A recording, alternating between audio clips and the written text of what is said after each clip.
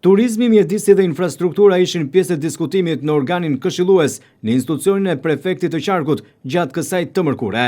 Përfaqësues të operatorëve turistik, arkitekt dhe inxhinier ngritën shqetësimet e tyre në lidhje me sezonin turistik, i cili në fakt duhet të zgjidhë disa probleme, të cilat kanë qenë dhe ekzistuar vite më parë. Po ashtu, ata kanë dhënë sugjerimet e tyre edhe në zhvillimin e projekteve të ndryshme që do t'i jepnin më shumë gjallëri qytetit.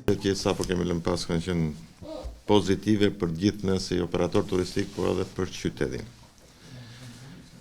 Pra, kemi bërë një punë të mirë që është e pa diskutueshme, puna e mirë që kemi bërë gjithë ne si privat, si institucione, por nëse duhet ta mbajmë këtë trend në vazhdim për këtë qytet, duhet që gjithë secili të bëj punën e vet dhe të kemi disa pika të qarta dhe një program të qartë se çfarë kemi për të bërë për 2026, pra afat gjatë, afat shkurtër, afat mesër dhe afat gjatë.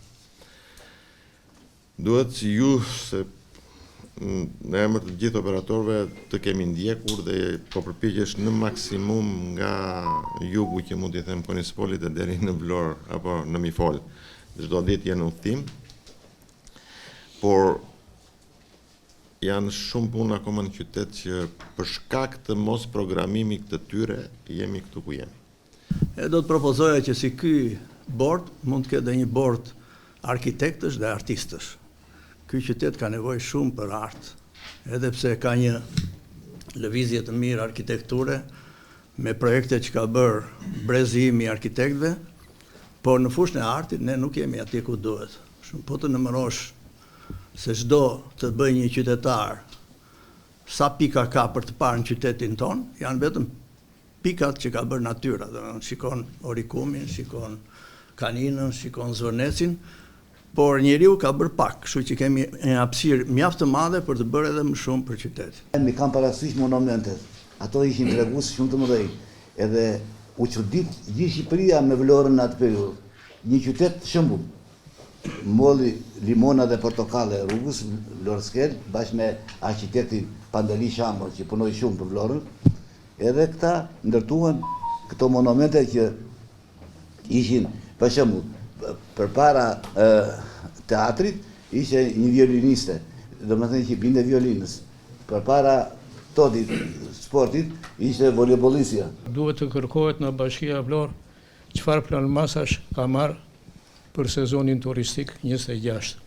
Të njëjtën duhet kërkohet në Bashkia Sarandë, në Bashkia Imar dhe Bashkia Konispol. Pra që pjesë sa kanë.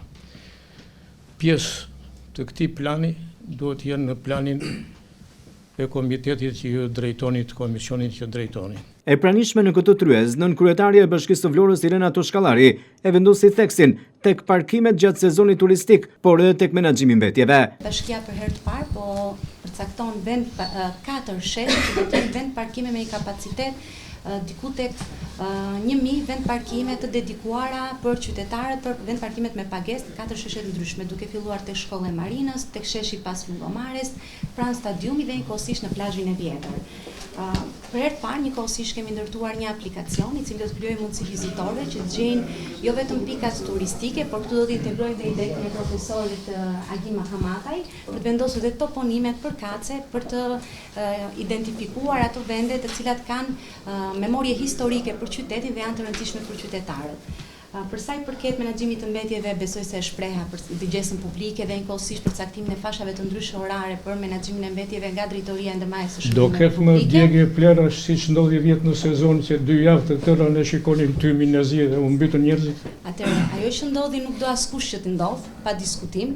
Ka pas persona përgjegjës të cilët janë referuar në organet përkatëse dhe njëkohësisht me KFV-n është duke u ndërmarr plani, spari mbetjet janë duke u hedhur në landfill tani më nuk hidhet më te fusha e mbetjeve. E pranishme në tryez ishte edhe rektoria e Universitetit të Vlorës Ismail Qemali, profesore doktore Aurela Saliaj, e cila vlerësoi këtë iniciativë, ndërsa vendosi theksin tek infrastruktura turistike. E vlerësoi jashtëzakonisht shumë shqetësimin tuaj për mirë funksionimin e infrastrukturës turistike, të themi, në sensin të gjitha shërbimeve që janë në funksion të zhvillimit të turizmit të mikpritjes dhe akomodimit të turistëve në qytetin e Vlorës, dhe kjo është sigurisht një gjë shumë pozitive. Por unë do doja të flisja për një aspekt tjetër, ose themi doja të sillja në vëmendjen tuaj një aspekt tjetër të zhvillimit turistik të Vlorës. Dhe është një aspekt të cilën pedagogët e Universitetit të Vlorës e ngritën përpara Komisionit Parlamentar të Turizmit dhe të Kulturës, takim të cilën ne e patëm para disa javësh. Dhe që ka të bëjë, emëruesi përbashkët të themi, ishte diversifikimi i ofertës turistike në Vlorë. Çfarë ofron për turistët Vlora, ndërkohë që ka shumë potenciale se çfarë mund të ofrojë. Aktualisht ofron kulinarin, detin dhe diçka nga jeta e natës, besoj tek argëtimi. Ndërkohë që neve kemi shumë resurse, kemi shumë histori.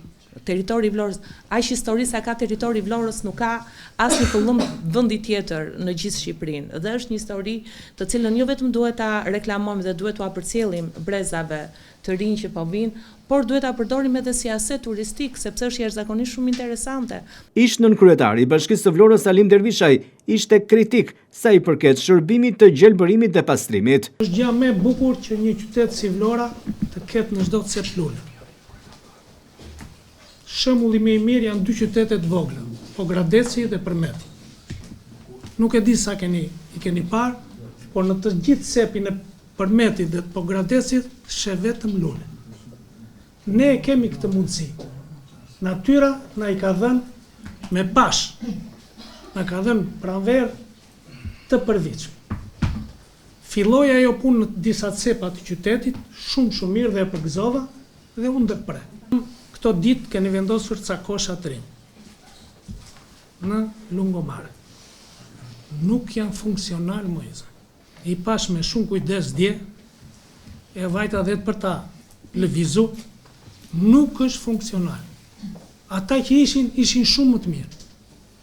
Koshi i plerit e para nuk duhet gjithë ajo sasi, se ai nuk është për të hedhur zhavor, ai është për të mbledh letra e për të hedhur një shishe plastike, jo për të mbushur, që të rri atje. Por ai nuk është funksional, ai nuk kthehet.